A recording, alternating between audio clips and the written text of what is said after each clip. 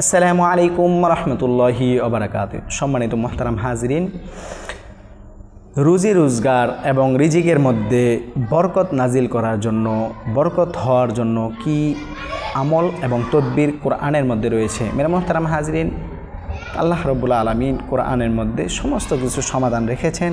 সেই জন্য আমরা খুঁজে বের করতে হবে কোনটার জন্য, কোন দোয়া কোন সময় কি কাজের জন্য। সেই জন্য মেরা মুহতারাম হাজিরিন, আমরা আজকে এমন একটা বিষয় বের করেছি যেটা রুজি রোজগার বৃদ্ধি করার জন্য এবং রিজিকে ভরপুর বরকত দান করার জন্য কি আমল রয়েছে সেই বিষয়টা আপনাদেরকে জানাবো এবং আমরা সবাই শিখব ইনশাআল্লাহ এবং আমল করব।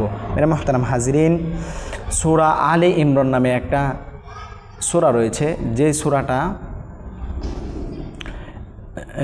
কোরআন মাজিদে 100 যে আলী ইমরানের সূরাটা রয়েছে, সূরা আলী ইমরানের 154 নম্বর আয়াতটা যে আয়াত রয়েছে, সেই আয়াতটা যদি আমরা চাঁদের প্রথম জুমার দিন হইতে আরম্ভ করিয়া, ভালো করে নিয়মটা শুনবেন, চাঁদের প্রত্যেক মাসে যে চাঁদ উঠে সেই চাঁদের প্রথম জুমার দিন হইতে আরম্ভ করিয়া 40 জুমা পর্যন্ত মাগরিবের পর 11 বার করিয়া আয়াতটি পড়িবে। সহজ, কিন্তু আমাদের মাঝে কঠিন মনে হইতে পারে, কিন্তু আমলটা কিন্তু সহজ।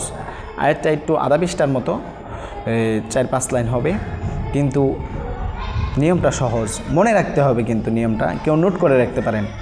চাঁদের প্রথম জুমার দিন হইতে আরম্ভ করিয়া, মানে আজকে যদি চাঁদ উঠে, তাহলে আজকে যদি শুক্রবার হয়, তাহলে আজকে এই জুমা থেকে প্রত্যেক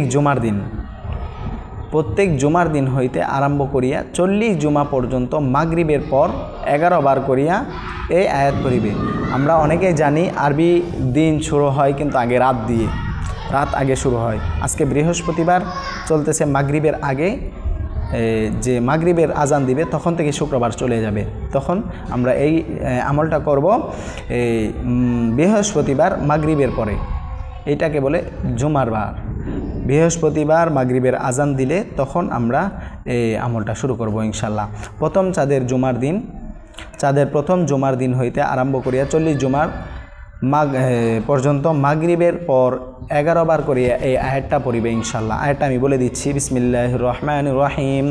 সুম্মা আনজালা আলাইকুম মিন বাদিল গাম্মি আমানাতান নুআসান ইয়াগশা তাইফাতাম মিনকুম ওয়া তাইফাতুন ক্বাদ আহাম্মাতহুম أنفسهم يظنون بالله غير الحق ظن الجاهلية يقولون هل لنا من الأمر من شيء قل إن الأمر كله لله يخفون في أنفسهم ما لا يبدون لك يقولون لو كان لنا من الأمر شيء ما قتلنا هاهنا قل لو كنتم في بيوتكم لبرز الذي كتب عليهم القتل إلى مضاجعهم وليبتلي الله ما في صدوركم وليمحص ما في قلوبكم والله عليم بذات الصدور صدق الله العظيم। এইটা হচ্ছে সেই দোয়াটা। কেউ যদি না পারেন তাহলে আপনাদের আশপাশে যে মসজিদের ইমাম সাহেব রয়েছে, যে কোনো হুজুর রয়েছে, তাদের থেকে এই আয়াতটা লিখে মুখস্থ করে নেবেন। বেশি একটা বড় না, 5 লাইন মাত্র। আমরা অনেক লম্বা কিছু মুখস্থ করে ফেলতে পারি, কিন্তু আরবি দেখে অনেকে ছোটোবেলা থেকে আরবি পড়ে অভ্যস্ত নয়। আরবি দেখলেই মনে হয় যে অনেক কঠিন। সেজন্য মেরা মুহতারাম হাজিরিন, আমরা বাংলাতেও অনুবাদ করে এটা লিখতে পারবো, যে কোনো হুজুরকে বললেই লিখে দিবে। সেজন্য মেরা মুহতারাম হাজিরিন, অত্যন্ত গুরুত্বপূর্ণ কিন্তু এই আমলটা। সেই জন্যই এই দোয়াটা আমরা পড়ব। তার সঙ্গে নিম্নলিখিত আয়াতটি কাগজে লিখিয়া কূপের মধ্যে প্রতিদিন নিক্ষেপ করিবে।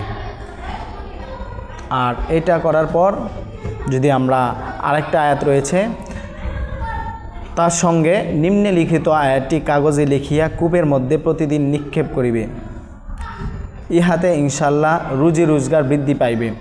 সে আয়াতটা হচ্ছে, যেটা কূপের মধ্যে নিক্ষেপ করবেন, সেটা হচ্ছে এটা, ওয়ালাকাদ মাক্কান্নাকুম ফিল আরদি ওয়া জাআলনা লাকুম ফিহা মাআইশ ক্বালিলাম মা তাশকুরুন। এটা হচ্ছে সূরা আরাফের আয়াত নাম্বার 10।